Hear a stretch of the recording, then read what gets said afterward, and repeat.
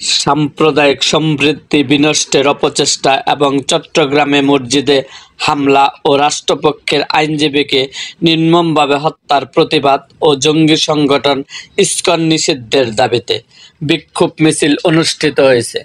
শুক্রবার বিকালে বাদ-জুমা নগরীর বড় মসজিদ থেকে ইত্তেফাকুল উলামা বৃহত্তর মোমেন শাহীর ব্যানারে মিছিলটি বের করে রেলওয়ে কৃষ্ণচূড়ার চত্বরে গণসমাবেশ করে। ইসকনকে সন্ত্রাসী সংগঠন উল্লেখ করে বক্তারা বলেন, ইসকন ফেসিবাদের দোসর। সন্ত্রাসী সংগঠনটির লক্ষ্যই হল দেশের সাম্প্রদায়িক সম্প্রীতি বিনষ্ট করা।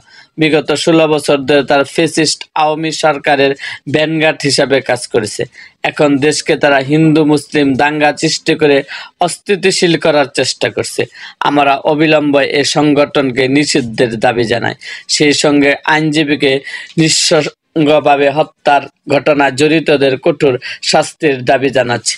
গণসমাবেশে বক্তব্য রাখেন ইত্তেফাকুল উলামা বৃহত্তর মোমেন শাহীন মজলিসের শুরার সভাপতি খালেদ সাইফুল্লাহ সাদি, সহসভাপতি আব্দুর রহমান হাফিজি, জেলা সভাপতি মুফতি মুহিবুল্লাহ, সেক্রেটারি মাওলানা শরীফুর রহমান সহ স্থানীয় নেতারা।